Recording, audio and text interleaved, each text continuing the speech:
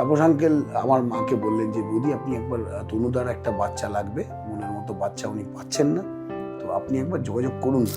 সেখানে খাওয়া থেকে শুরু করে স্নান করা থেকে শুরু করে এভরিথিং, মানে সেটা পুরোটাই সন্ধানটি নিজে হাতে করতেন। তখন আমার এমনটা একটা সময় এলো যখন আমার ডেট নেওয়ার জন্য প্রডিউসাররা বসে থাকতো। আমি তো ওখানে মানে অজ্ঞান হয়ে পড়ে যাইনি এটুকুই যায়, মানে মিঠুন চক্রবর্তী অন্ধভক্ত আমি। একটা কি হয়, আর্টিস্ট কাজ করতে গেলে অন্য আর্টিস্টের অভিনয়টা দেখেন, তুমি আমায় দেখছো আমি তোমাকে দেখছি, এবার আমি তোমাকে মারবো এরকম করে লাগবে আমি, তুমি যদি ঠিক রিয়াকশন দাও একদম টাইমে ম্যাচ হয়ে যাবে।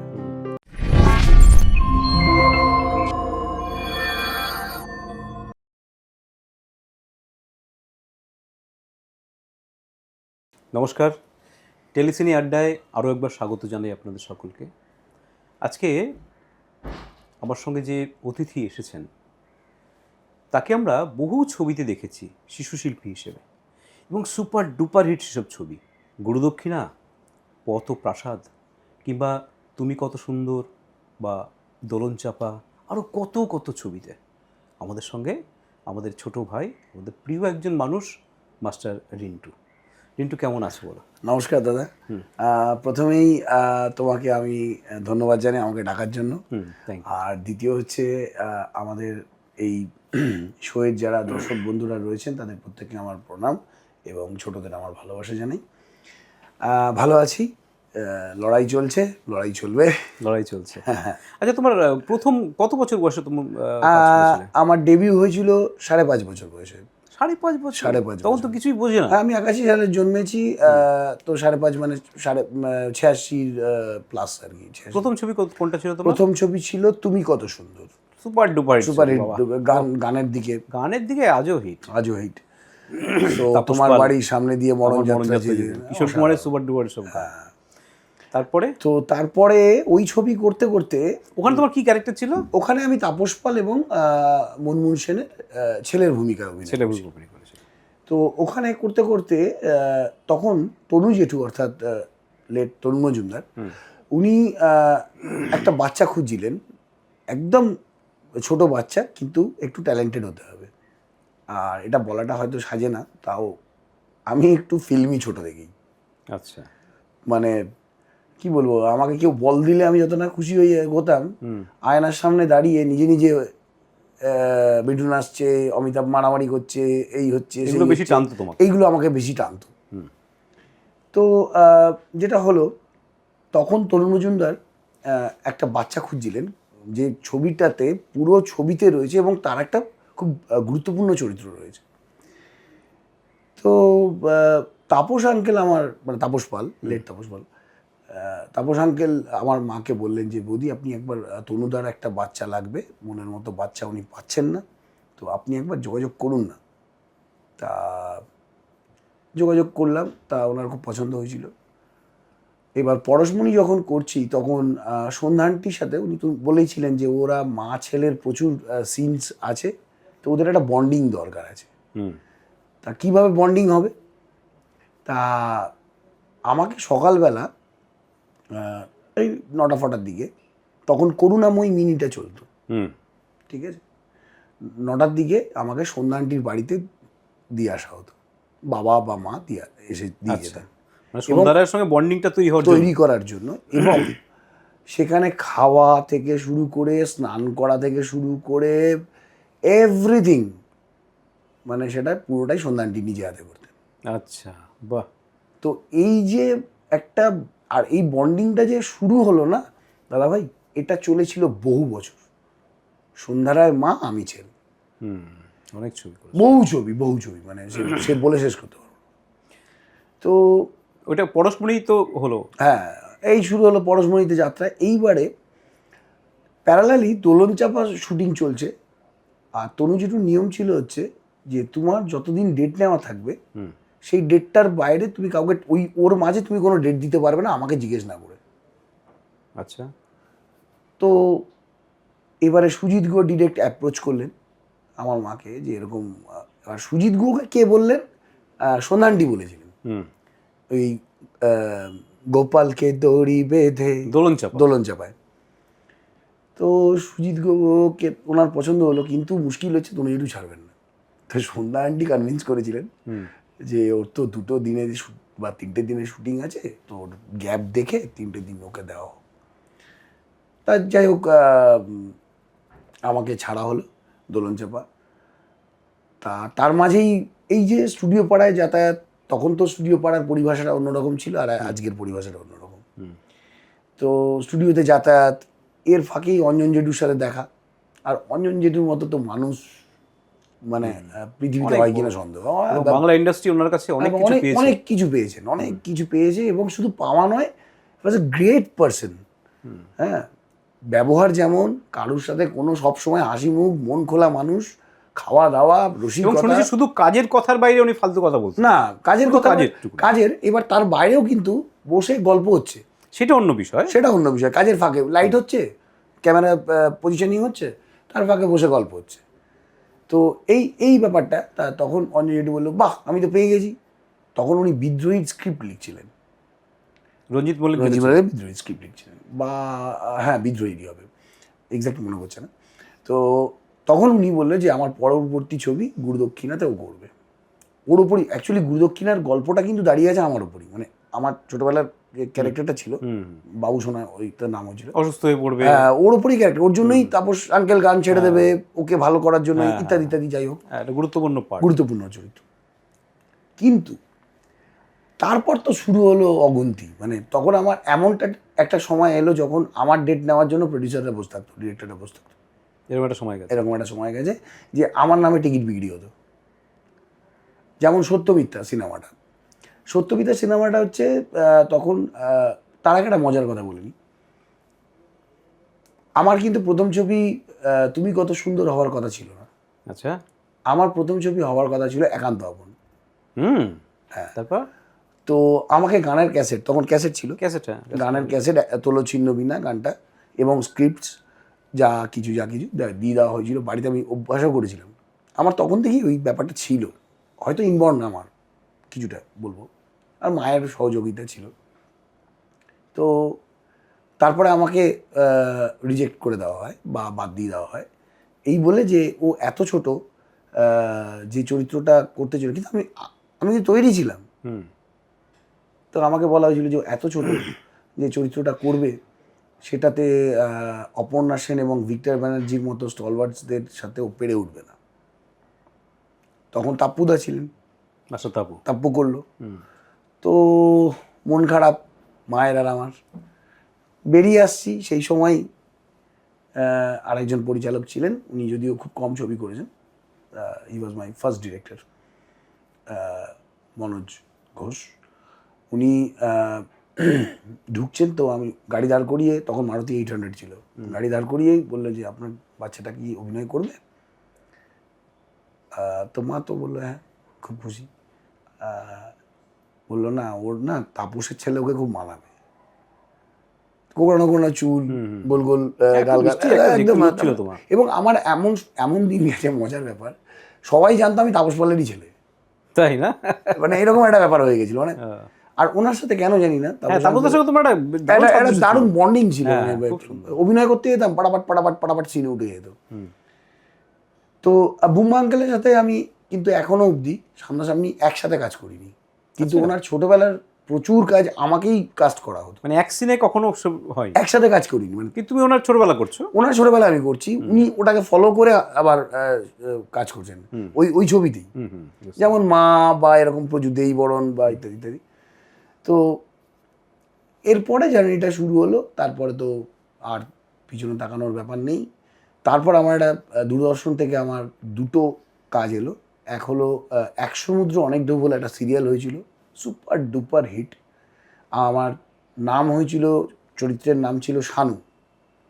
তো পশ্চিমবঙ্গে ওই সিরিয়ালটা এত হিট হয়েছিল যে বহু বাচ্চার নাম সেই যারা জন্মেছিল সেই সময় তাদের নাম শানু করা হয়েছিল।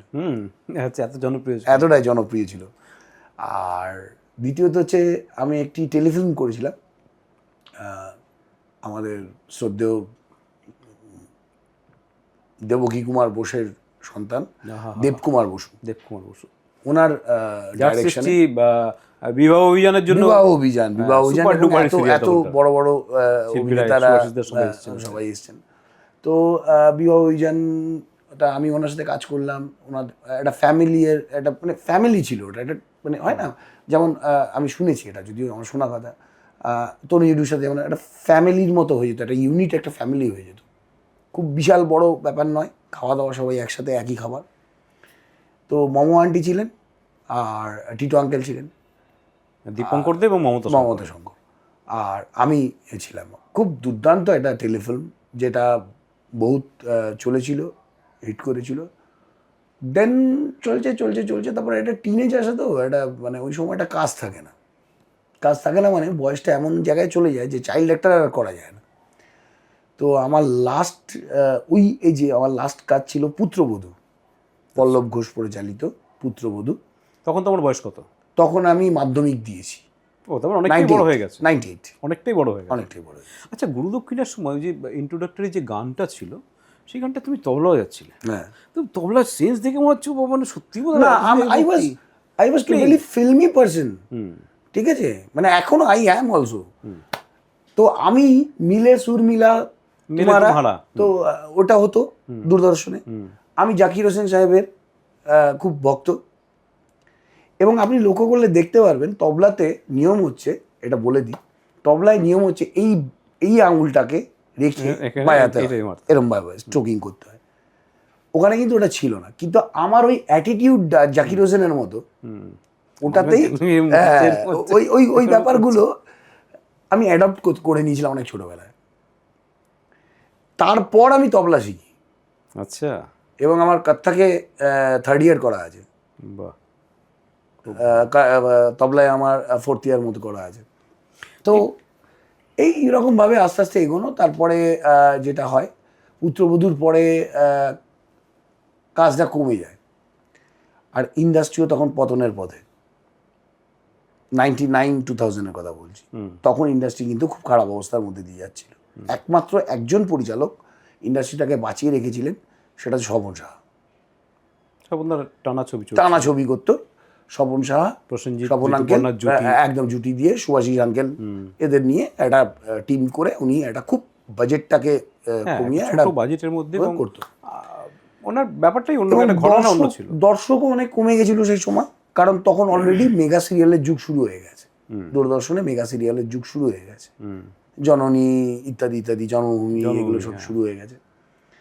তো দর্শকও কমে গেল। তার পরবর্তীকালে তখন আমিও উচ্চ মাধ্যমিক, কলেজ, তারপরে কলেজের পরে একটা দুর্ঘটনা ঘটে।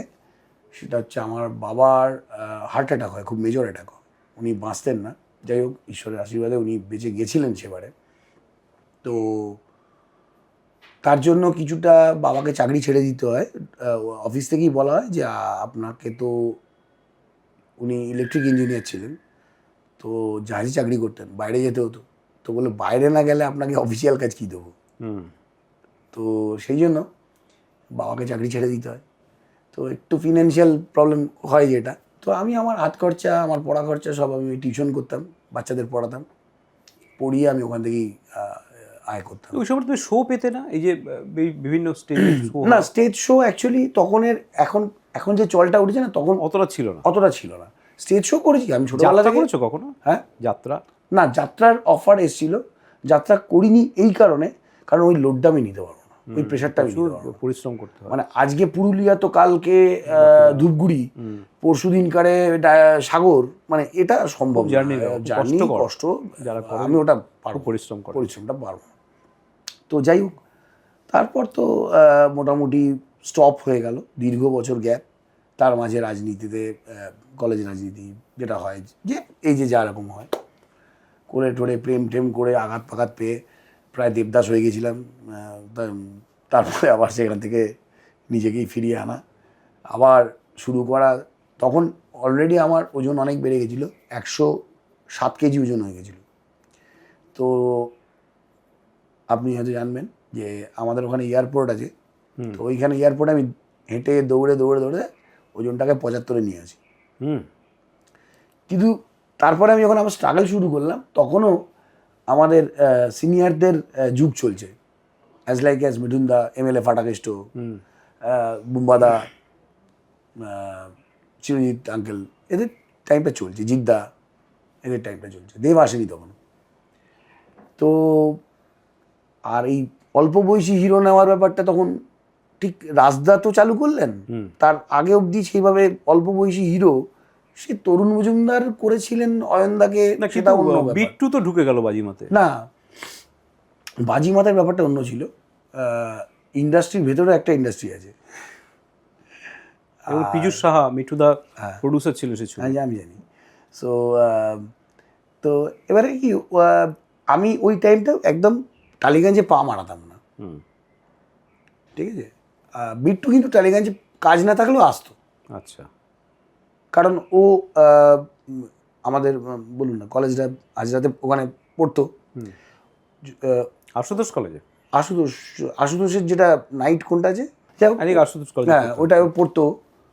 ও স্ট্রাগলটা করতে পারতো, এদিকে আসতো।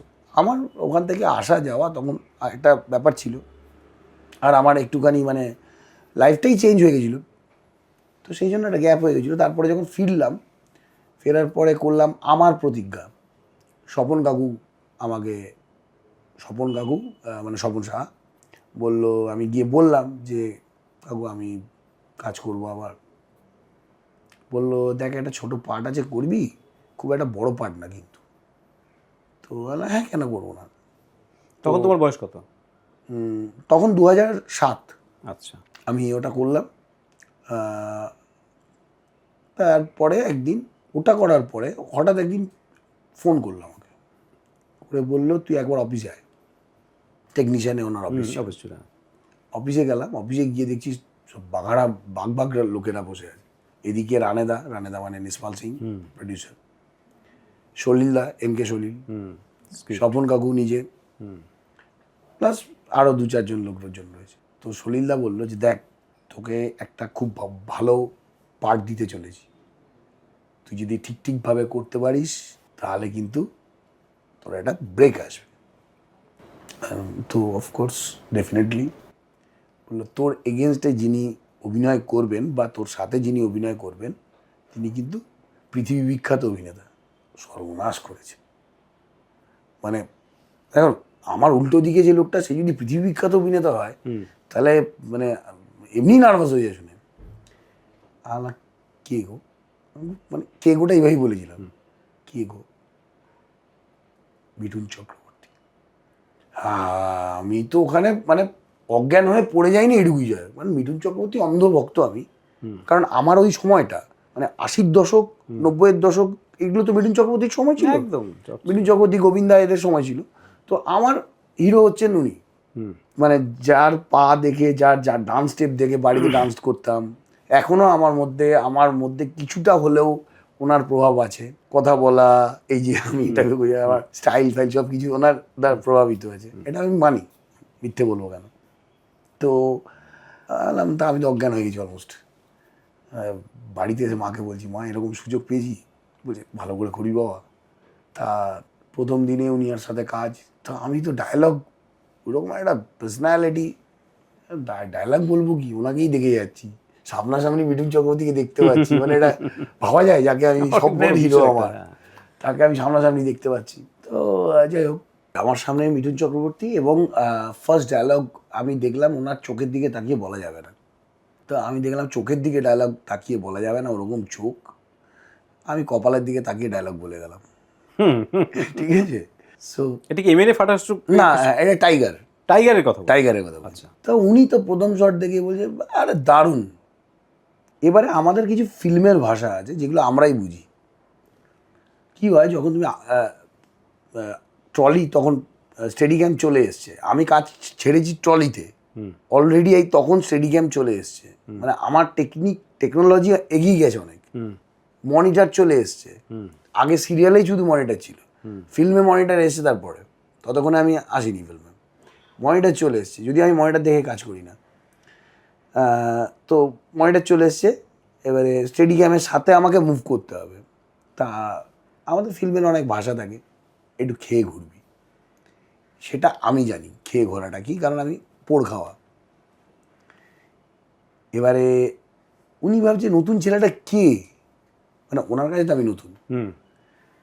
তা রামোজিতে যখন শুটিং চলছে, লাস্ট একটা সিকোয়েন্স ছিল যে আমার বাবাকে মেরে দেওয়া হয়েছে এবং সেখানে স্যারের কাছে আমি ছুটি চাইছি। তো কাজ অভিনয়টা ঠিকঠাকই করেছিলাম, ভালো বলবো না, আমার নিজের মুখে বলাটা ঠিক নয়, ঠিকঠাকই করেছিলাম। তো ওটা দেখে উনি বললো, আরে রানেদাকে বললো, আরে রানে কে? তখন সলিলদা বললো, দাদা ও বিশাল বড় চাইল্ড একটা ছিল। হ্যাঁ, ও যত মানে প্রভাত রায়, বীরেশ চ্যাটার্জি, তরুণ মজুমদার, তপন সিনহা, সুজিত গুহ, এই সব লোকেদের সাথে কাজ করে এসেছে, ফলে ও তৈরি অ্যাক্টার। বলে ওই জন্য আমি ভাবছি যে ও প্রত্যেকটা শট ইঞ্চ বাই ইঞ্চ মেপে ঠিকঠাক দিচ্ছে কি করে। এক শটে ওকে, তখন রিল ছিল, তখন চিপ আসেনি, তো তো ন্যাচারালি রিল হলে আমাকে শট তো বুঝিয়ে দিতে হবে না, একদম হিসেবে দিতে হবে। তো বলছে যে প্রত্যেকটা শট, দুটো মনিটর একদম এক টেকে ওকে। এবং উনি তো দেখছেন একটা কী হয়, আর্টিস্ট কাজ করতে গেলে অন্য আর্টিস্টেরও অভিনয়টা দেখেন। তুমি আমায় দেখছো, আমি তোমাকে দেখছি, তো তুমি তো তোমার মাথায় এটাও চলছে, তোমার ডায়লগ নেই তো কী হয়েছে, কিন্তু যেটা তো এক্সপ্রেশন তো এ তো আটকেসে আছে, এ তো তৈরি, মানে উনি তো অনেক এক্সপিরিয়েন্স, অনেক বড় বিষয়। হ্যাঁ, তা আমি শিখেছি উৎপল দত্ত দাদু ভাইয়ের কাছে, আমি সৌমিত্র আঙ্কেলের কাছে, অনুপ কুমারের সঙ্গে, অনুপ জেঠু তো মানে কি বলবো, মানে এরকম ছিল, একটা ছবি ছিল, কথা ছিল, তাতে আমার অন্ধের একটা চরিত্র ছিল। তা প্রিমিয়ারে গেছি, প্রিমিয়ারে থেকে বেরিয়ে বলছি, এই শোন, অন্ধ কিন্তু এরকম করলে হয় না। তখন আমাকে একটা নাসিরুদ্দিন সাহের একটা সিনেমা বললেন উনি, তো বললো যে ওই ছবিটা দেখবি, অন্ধ কিন্তু চোখ পিট করলে অন্ধ হয়ে যায় না, অন্ধের অনেক ব্যাপার আছে, শিখতে হবে সেগুলো। তারপর আমি অন্ধের আমাদের বেহালায় ব্লাইন্ড স্কুল আছে, আমি ওদেরকে গিয়ে ওদেরকে দেখতাম, আচ্ছা, অবজার্ভ করতে আমি দেখতাম যে জীবনে যদি এর পরবর্তীকালে কখনো অন্ধের চরিত্র করি তাহলে কিভাবে করব। তো আমি গিয়ে দেখতাম, কাছেই, কোনো ব্যাপার ছিল না। তো এইভাবেই মানে এগোনো। তারপর দেখলাম হিরোর ব্যাপারটা দেখে আস্তে আস্তে আমি ক্যারেক্টারে চলে যাচ্ছি, হিরোর বন্ধু, ভালো চরিত্রতেও অনেকটাই, যেমন অ্যাজ লাইক অ্যাজ ওয়ান্টেড, জিদ্দার অসাধারণ একটা চরিত্র ছিল আমার, জিদ্দার বন্ধু, প্রিয় বন্ধু গ্রামেতে, অসাধারণ একটা চরিত্র। রাধিকি নাকি স্যার ডিরেক্টর ছিলেন। তারপরে পরপর ছবি করে যাচ্ছি, একটা টাইমে গিয়ে না আর আমার ভালো লাগছে না, হ্যাঁ না, মনোটোনাস হয়ে যাচ্ছে। যে এইবারে অ্যাক্টারের খিদেটা বাড়ছে, আমার ভেতরে যে অ্যাক্টার আছে না, মানে মেন কাস্টিং একটা, হ্যাঁ, মানে যে এমন কোনো আমাকে চরিত্র দাও যেটাতে আমি কিছু করতে পারবো, হিরো হাসলে আমি হাসবো। একটা পরিচালককে জিজ্ঞেস করি যে আচ্ছা আমি আমার এখানে কি যাচ্ছে, কেন দেব হাসছে তুমিও হাসছো, তোমার মানে আমি যুক্তিটা বুঝলাম যে দেব হাসলে আমি হাসবো কেন, দেব কাঁদলে আমি কাঁদবো, বা দেব বলে নয়, আমি হিরোদের কথাই বলছি।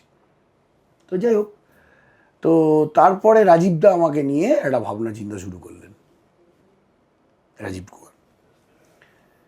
রাজীবদা আমাকে একদিন ডাকলেন, ডেকে বললো, দেখ, রাজীব বিশ্বাস মানে রাজীব কুমার আর কি, যে রাজীব কুমার।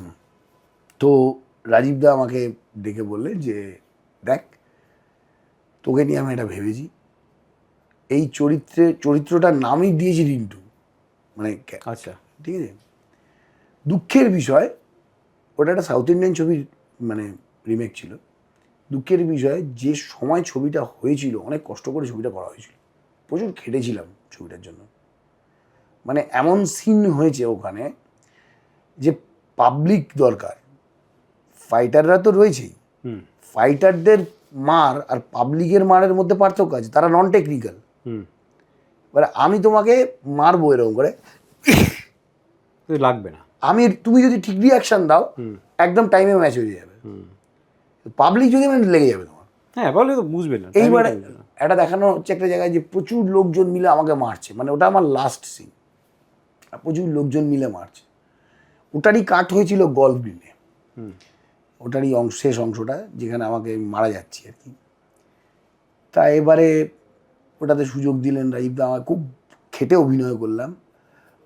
এবং গল্ফগ্রিনে একটা মজার ঘটনা হয়েছে। ব্লাড দরকার ছিল, যে মুখ দিয়ে ব্লাড পড়বে। তো যে কোনো কারণে মুখের যে রক্ত, যেটা আমরা ইউজ করি কাপ সিরাপ বা এই ওগুলো জাতীয় দিয়ে যে একটা, মধু টধু কি দিলাম না? ওটা দিয়ে ইউজ করি না, মানে কোনো কেমিক্যাল না, ওটা ওটা ওষুধই পাওয়া যায়, ওটা লাল বেরোবে ওষুধ, যতদূর সম্ভব ওটা মানে কোনো অ্যানিমিয়ার ওষুধ এরকম জাতীয় আর কি। তো এবার ওটা আনেনি, তা আনলাম, দেখো আমাকে ব্লাড দিয়ে দাও, এখানে যা যা যত দেওয়ার দিয়ে দাও, বাকি এবার যে আমাদের প্রোডাকশানে যে দাদা ছিলেন খাবার দাবার খাওয়াতেন আমাদের, তাকে বললাম দুটো লঙ্কা নিয়ে এসো। তো লাঞ্চ ওভার হয়েছে জাস্ট, তারপরেই হচ্ছে। আর সেদিন আমি লাঞ্চ করিনি, মানে আমি এত ভেতরে ঢুকে গেছিলাম ক্যারেক্টারে, আমি লাঞ্চ করিনি। লঙ্কা চেবালাম, লঙ্কা চিবিয়ে তারপর দাদা ভাই যে লালাটা এলো উইথ ব্লাড, বাইরের ব্লাডটাকে নিয়ে, তুমি সিনটা দেখলে বুঝতে পারবে, জামাতে লালাটা পড়ে রয়েছে। 48 লেন্স ছিল, মানে হাই স্পিড ক্যামেরা ছিল, অসাধারণ শট। রাজীবদা নিজে আমাকে গিয়ে ওই অবস্থায়, মানে ব্লাড ফ্লাড মাখাতো, ওই অবস্থায় রাজীবদা সাদা জামা পড়ে আছে, ম্যাক্সিমাম রাজীবদা সাদা জামা, গিয়ে জড়িয়ে ধরেছে আমাকে। কোন ছবি ছিল এটা? এটা ছিল ক্রাইম দ্য ডার্ক সাইড। আচ্ছা, দেখ। তো এই কাজগুলো করার পর কিছু কিছু ভালো কাজ করেছি বড় হয়ে। আর তারপরে যেটা হয়, তুমি একবার চ্যানেলে গিয়েছিলে অডিশনের জন্য কখনো? না, অডিশনের জন্য আমি কোনোদিন কারোর কাছে যাইনি। বা কোনো কাজের জন্য যে গেছিলে বা সেভাবে না, ঘটেছে? আমি অ্যাপ্রোচ করেছি, অনেক লোককেই অ্যাপ্রোচ করেছি। দেখো আমাদের সেটা অমিতাভ বচ্চনকেও করতে হয়, আমাকেও করতে হয়। অমিতাভ বচ্চন যখন মহব্বতের আগে ইয়াসজিকে বলেছিলেন যে আমার কাজের দরকার, ওনার ওই সময়টা ওই ফিনান্সিয়াল ব্রেকডাউনটা চলছিল, ওই ব্যাপারটা ছিল। তো তো তখন ইয়াসজি ওনাকে ওই ক্যারেক্টারটা, মহব্বতেতে ক্যারেক্টারটা, শাহরুখ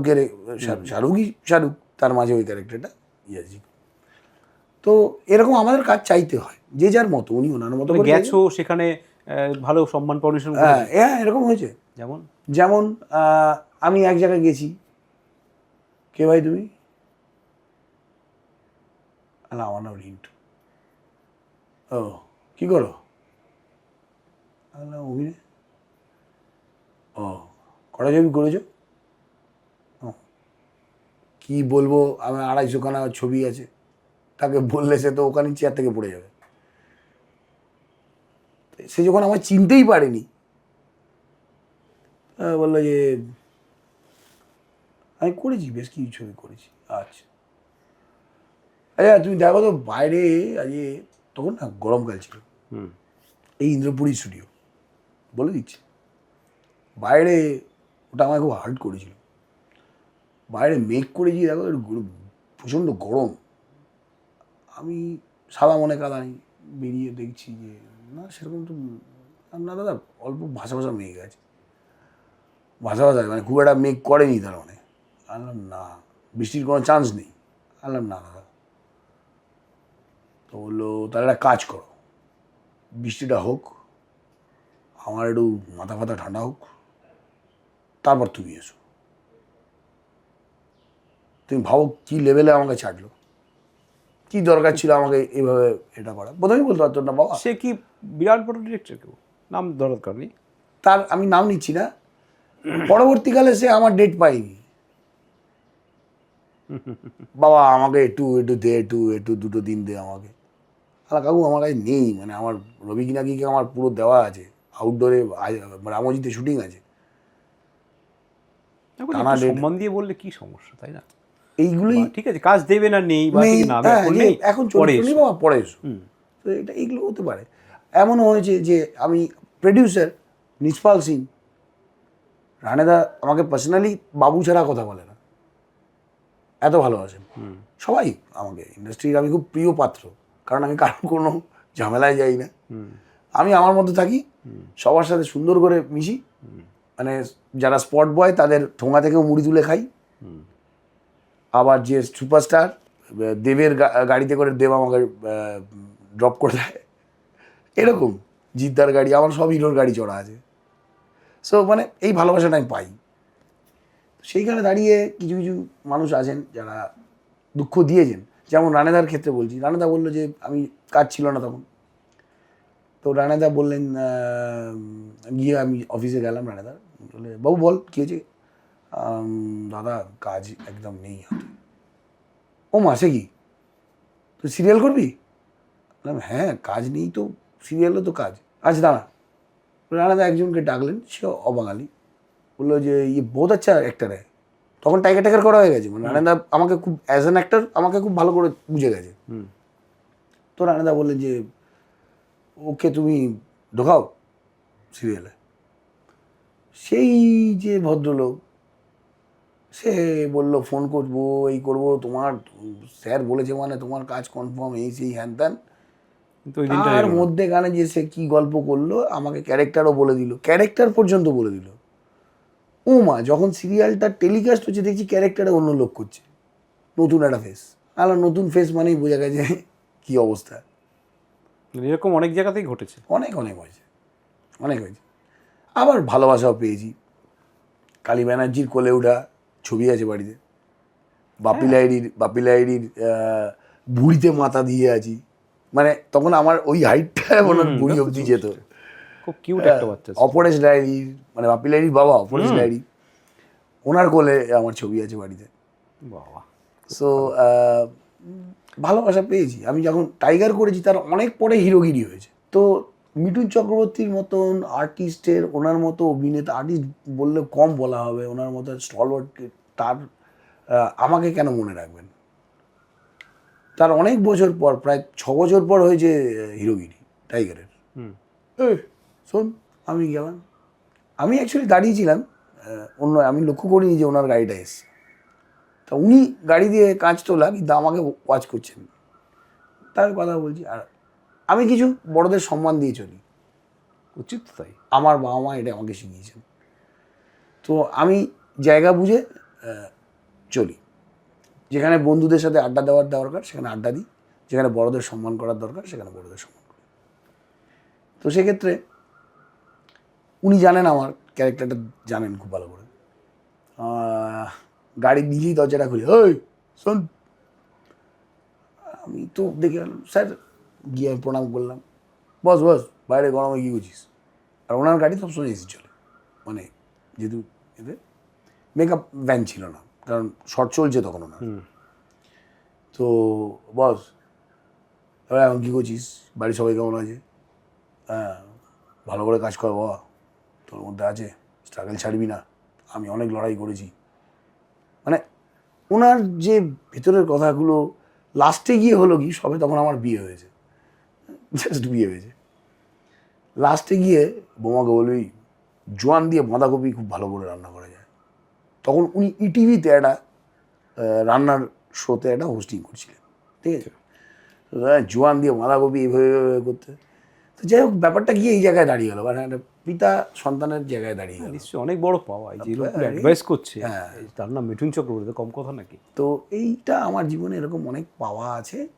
আমি নিজেকে সৌভাগ্যবান মনে করি, কারণ আমি খুব মধ্যবিত্ত পরিবার থেকে উঠে আসা ছেলে। এখনও আমি খুব সাধারণ জীবনযাপনে বিশ্বাস করি, মাটিতে পা রেখে চলি।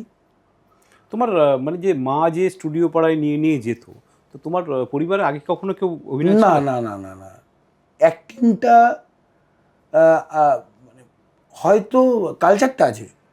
আমার জার্থ দাদা অসাধারণ কিশোর কণ্ঠী, বাহ, উনি মিন্টের গেজেটেড অফিসার ছিলেন, রিটায়ার করে গেছেন।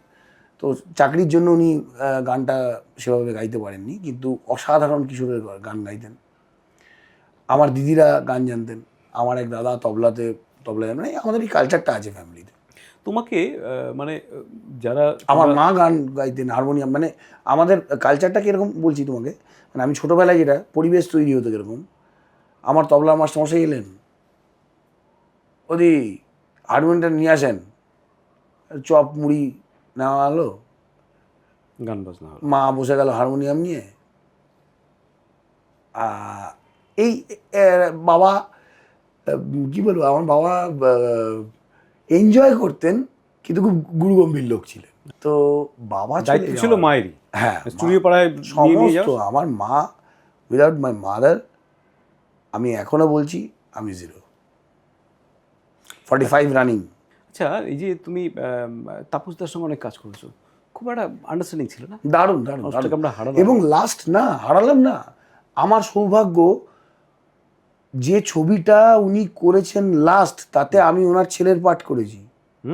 হ্যাঁ, ছবিটা কমপ্লিট করতে পারেনি, 6টা দিনে শুটিং বাকি ছিল কি নাম? তাপস আঙ্কেলের। ওটা ছিল উত্তরাধিকার ছবিটার নাম। আচ্ছা।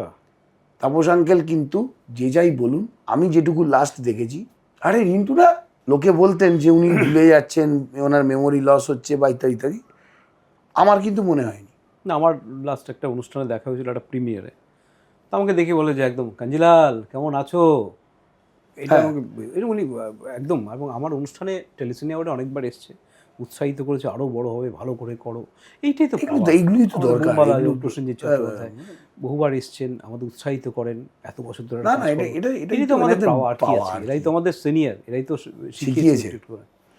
ভবিষ্যতে কি পরিকল্পনা আছে তোমার? ভবিষ্যতের পরিকল্পনা বলতে গেলে দেখো দাদা ভাই, এখন আমি একটা চাকরি করি, কারণ দেখো আমাদের ইন্ডাস্ট্রির বর্তমান যে অবস্থা, তাতে তুমি ইন্ডাস্ট্রির ওপর নির্ভর করে চলতে পারবে না যখন তোমার সংসারের দায়িত্ব চলে আসবে। যখন ছিল না, বিয়েটা হয়নি, তখন ব্যাপারটা অন্যরকম ছিল। এখন একটি কন্যা সন্তান দরকার, একটা সিকিউর জব দরকার আমার, যেখানে আমি মান্থলি একটা অ্যামাউন্ট রোজগার করে আনবো। তারপরে টাইম পেলে আমি ফাংশন করছি, আমি শুটিং করছি। যেমন আগামী বৃহস্পতিবার আমি একটা ছবির কাজে বাইরে যাব। আচ্ছা, ওটা আবার মঙ্গলবার ফিরবো। তা এটা পুরোটাই একটা আমার ওপরেই গল্প, এবং সব কিছু, এবং খুব অল্প বাজেটে আমাকে বলেওছে। আমি করি জাস্ট, ঠিক আছে, মানে আমার সময় আছে, আমার শনি রবি ছুটি আছে।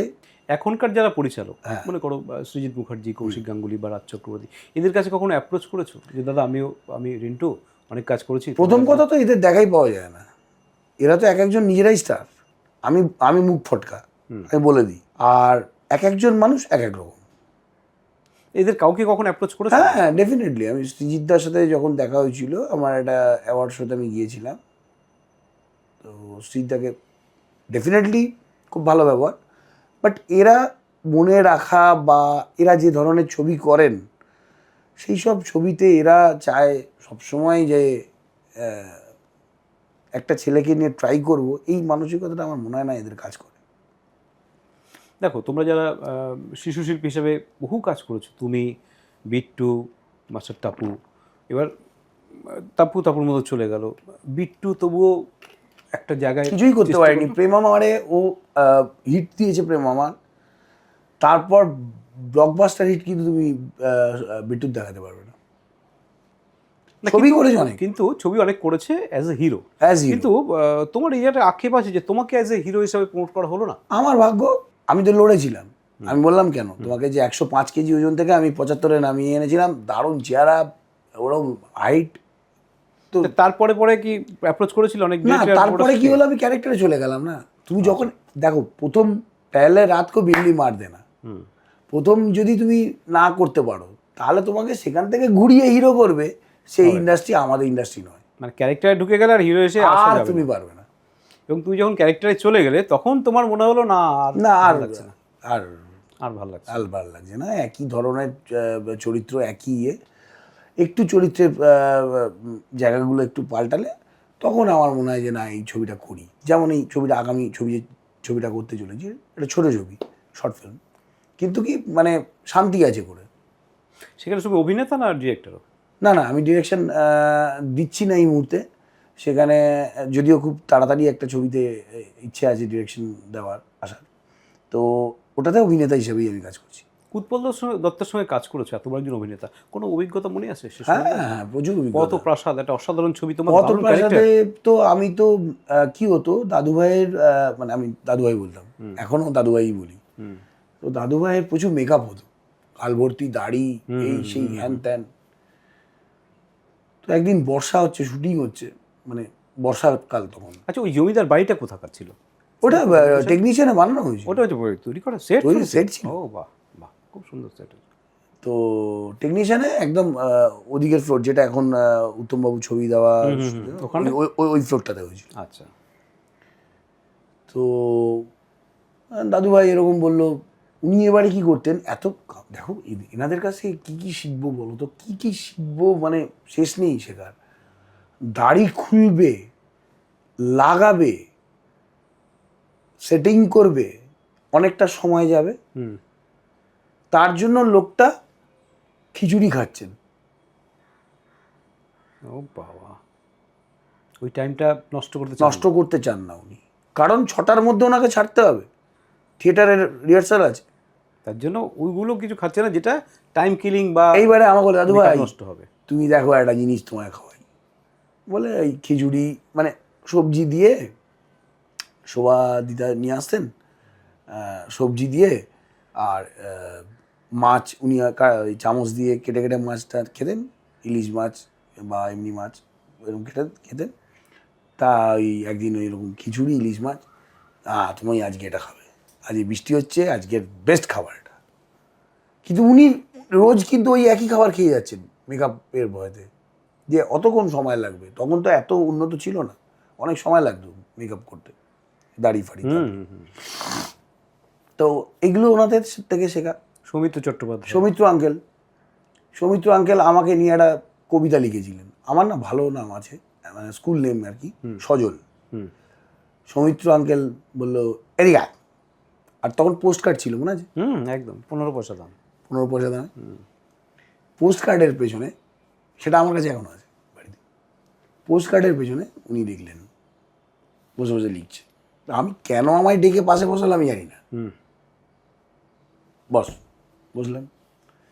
আর যেহেতু সত্যি কথা বলতে কি, আমি কখনোই উচ্ছৃঙ্খল বাচ্চা ছিলাম না, সবার কথা শুনতাম। তুমি ভালো, মানে অভিব্যক্তিতে মনে হয় তুমি শান্ত বাচ্চা ছিল। হ্যাঁ, মানে আমি কোনোদিন ওরকম নয়, ছটফট করতাম না। তো যেটুকু কাজের জন্য দরকার সেটুকু, তারপরে এসে মায়ের পাশে চুপ করে বসে পড়লাম, আবার ডাকলে আবার গেলাম, এরকম ব্যাপার। তো ওই জন্য আমাকে সবাই খুব ভালোবাসত, এই এদিকে আয়, তো গালটা ধরি, এরকম ব্যাপার। তো একদিন সৌমিত্র আঙ্কেল এরকম বললেন যে আয় বস, বলে পোস্ট কার্ড নিয়ে পেছনে উনি একটা ছড়া লিখলেন। ছোট্ট ছেলে সজল, আধখানা গায়ে গজল, তাই না শোনে কজন, ছোট্ট ছেলে সজল। সেটা এখনো আমার কাছে আছে। তোমার জীবনে এটা অনেক বড় প্রাপ্তি, ওনার হাতের লেখা এখনো আছে আমার কাছে। সৌমিত্র চট্টোপাধ্যায় তোমার জন্য ছড়া লিখেছে তোমাকে নিয়ে, এটা অনেক বড় পাওয়া আমার কাছে। তো সেটা আমাকে বলে এই নে, এটা রাখ। তা আমি তো তখন হ্যাঁ ডেফিনেটলি সৌমিত্র আঙ্কেল লিখে দিয়েছে, আর নিচে ওনার নামটাও লিখে দিয়েছেন, সৌমিত্র চট্টোপাধ্যায়। বাহ, ঠিক আছে। কারোর উপর রাগ হয় খুব ইন্ডাস্ট্রিতে? না, রাগ নেই, নিজে ছাড়া, নিজের উপর ছাড়া কারোর উপর রাগ নেই। এই যে আরও কিছু ইন্ডাস্ট্রি তোমাকে আরও অনেক পেতে পারতো, তোমার এতগুলো কাজের অভিজ্ঞতা, সেই যে তোমাকে ইউটিলাইজ করতে পারলো না, সেটা আমার দুর্ভাগ্য না ইন্ডাস্ট্রি, সেটা আমি বলতে পারবো না। তো যাই হোক, এখন কিছু লোক বুঝতে পারছেন এই মুহূর্তে, তাই কিছু কিছু কাজ আমি করছি যেগুলো কি বলবো, একটু হাটকেসে। আচ্ছা, হয়তো তুমি আমাকে দেখতে পাবে না এই মুহূর্তেই সৃজিতদার কোনো ছবি করতে, বা আর আমি বিশ্বাস করি যে আমাদের ইন্ডাস্ট্রিতে অন্তত বর্তমান যে ট্রেন্ডটা চলছে, সেই ট্রেন্ডে দাঁড়িয়ে যে এই এজটাই, যে আমি আর জীবনে হিরো হতে পারলাম না, এটা একদম ফালতু কথা। এখন তো গল্প ওরিয়েন্টেড, গল্পের ওপর ডিপেন্ড। হ্যাঁ, যে গল্পের যে মেন ক্যারেক্টার তার বয়স তো 60 হতে, গল্প যদি চায়। আজকে রাজদার প্রলয়তে পরাণ জেঠু হিরো, পরমা আছে, শাশ্বতদা আছেন, সবই ঠিক আছে, অ্যাকচুয়াল হিরো কিন্তু পরাণ জেঠু। ঠিক কথা, মার্ডারগুলো উনি করে যাচ্ছেন। তাহলে সেই বয়সে গিয়ে তাহলে চরিত্রের সেই জায়গাতে ইউজ হয়। আমি মনে করি যে যদি ভাগ্যে থাকে হবে, হলেও আমাদের অনুষ্ঠানের মধ্য দিয়ে এখনকার যারা পরিচালক বা যারা নামী পরিচালক, তাদের উদ্দেশ্য কি তোমার কোনো বার্তা রাখতে চাও? না, আমি পরিচালকদেরকে বলার মতো কি বলবো, তোমার কাজের ক্ষেত্রে বলছি, আমার কাজের ক্ষেত্রে অফকোর্স বলবো, যদি আপনারা আমার কাজ দেখে থাকেন বা নিশ্চয়ই আমাকে চেনেন, তো ডেফিনেটলি যদি আমার মতো কোনো চরিত্র মনে হয় যে আমি যোগ্যতার, ডেফিনেটলি আমাকে একটু জানাবেন, আমি নিশ্চয়ই করব। তবে তার আগেও আমি আরেকটা বার্তা আমি আমার তরফ থেকে ইয়াং জেনারেশন যারা স্ট্রাগল করছে তাদের দিতে চাই তোমাদের চ্যানেলের মাধ্যমে, যে দেখো, প্রথম হচ্ছে তোমার যেটা দরকার সেটা হচ্ছে পড়াশোনা। পড়াশোনা না থাকলে আমি নিজে গ্র্যাজুয়েশন করা, অন্তত গ্র্যাজুয়েশন অবধি তোমায় করো, যদি লিটারেচার নিতে পারো আরও ভালো, নিয়ে করো। যদি এই ইন্ডাস্ট্রিটাতেই তুমি কিছু করতে চাও জীবনে, ওই ফ্রিকেল্ড হলে হবে না, যে এটা হলো না ছেড়ে দিলাম, ঠিক আছে চলো জোম্যাটো করো, কনসেন্ট্রেশনটা দরকার, এরকম দরকার। আর দ্বিতীয়ত পাশে কোনো জব রাখো, অফকোর্স জব রাখো, কারণ ইন্ডাস্ট্রি, তুমি আজকে কাজ করলে তুমি হয়তো 1000 টাকা পেলে, কালকে তুমি কাজ নাও থাকতে পারে, তখন তুমি কি করবে? আর স্ট্রাগল করো, স্ট্রাগল, তুমি যাও, লোকের দৌড়ে দৌড়ে যাও, লাথি খাও, গালি খাও, তবু যাও। আমি নিউ কামারদের জন্য বলবো, যে আমার ছোট ছোট ভাই বোনরা যারা আজকে স্ট্রাগল, লেগে থাকতে হবে বলছো? লেগে থাকতে হবে, লেগে থাকতে হবে। তুমি যাও, তোমাকে অনেক খারাপ কথা শুনতে হতে পারে, তোমাকে আবার দেখবে তোমার ভাগ্যে যদি লেখা থাকে, তোমার কর্ম, তুমি যদি ভালো করে অভিনয়টাকে রপ্ত করতে পারো, শিখতে পারো, জানো অভিনয়টা যদি, তো তোমার সেক্ষেত্রে তোমার চান্স হলে তাহলে তো তুমি এক রাতেই ওয়ান নাইট স্টার হয়ে যাবে। সিরিয়াল করার ইচ্ছে আছে এখন? না, সিরিয়াল না, আমার বোর লাগে। আমি করেছি, আমি অনেকগুলো সিরিয়াল করেছি। আমি দেবাংশু আঙ্কেলের, মানে আমি আমার প্রথম সিরিয়াল যদিও 100 মতো অনেকেও, যেটা আমি বললাম শানু ব্যাপারটা, তারপরে দেবাংশু আঙ্কেল, দেবাংশু সেনগুপ্ত, ওনার পর ওনার আমি রাজেশ্বরী করেছি, মহাপ্রভু করেছি, যেটা যিশুদার ফার্স্ট সিরিয়াল ছিল, মহাপ্রভু করেছি। তারপরে পরবর্তীকালে এই এখনকার সিরিয়ালগুলো আমার না কেমন জানি করে কোনো লাভ নেই, অভিনয়ের ট্যালেন্টটাকে নষ্ট করা, সেই একই ধাঁচ, একই আমি বোর হই সিরিয়ালে। ফিল্ম থেকে আসা লোক তো এখন, যেমন এটা কি সিরিয়াল থেকে লোকে ফিল্মে যেতে যায়, আর আমি ফিল্ম থেকে আসা লোক, তো আমার কাছে সিরিয়ালটার আমার এই নয় যে আমার পেট চলছে না, আমাকে সিরিয়াল করতে হবে। ভগবানের আশীর্বাদে, আমার যারা গুরুজনরা আছেন তাদের আশীর্বাদে, বাবা চলে যাওয়ার পর সংসারের দায়িত্বটা আমি নিয়ে চালিয়ে যাচ্ছি। আমার একটা ছোট্ট ছেলে আছে 1.5 মাসে, আর মেয়ে, মা, বাবা তো চলে গেছেন, 6 বছর হয়ে গেল। সবাইকে নিয়ে ভালোই আছো, চলছে। কিন্তু সিনেমার যে নেশা, অভিনয়ের যে নেশা, ওটা পারবে না, ওটা আমি ছাড়তে পারিনি, তার জন্যই কাজগুলো করা। এবং আমি একটি ইনস্টিটিউশনে শেখাই। আচ্ছা, সেটা শেখাই, সেখানে কোনো পয়সা নেওয়া হয় না। বাহ, কোনো পয়সা নেওয়া হয় না। তাহলে তোমরা বিনা উইদাউট রেমিনেশন তুমি যাও? আমি না, এর মাঝে একটা ব্যাপার আছে, যার ইনস্টিটিউশনটা, যার মানে আমার নয়, যার ইনস্টিটিউশনটা, তার কিছু বড় বড় বিজনেস আছে। আচ্ছা, উনি নিজে এই জগৎকে খুব ভীষণ ভালোবাসেন। বাহ। তো ওনারই বাড়ির নিচতলায় আমরা শেখাই, মানে আমি শেখাই, বা অনেক পরিচালকরা যান বা অনেক আর্টিস্টরা যান, তারা শেখান। আর ছেলে মেয়েদের কাছ থেকে কোনো পয়সা নেওয়া হয় না। তাদেরকে বলেই দেওয়া হয় যে দেখো বাবা, পয়সা নিচ্ছি না, আমাদের কাছ থেকে তোমরা কোনো কাজ পাওয়ার আশা করবে না, কারণ আমরা প্রোডাকশন হাউস নয়। তোমাদেরকে শিখিয়ে দেবো, আমরা সার্টিফিকেট দিয়ে দেবো, তারপর তোমরা তোমাদের মতো চেষ্টা করো। দেখ, তোমার এই প্রচেষ্টা সফল হোক, এবং সামনে আরো, এবং সেখানে শুধু আমি যাতায়াত ভাড়াটা নিই।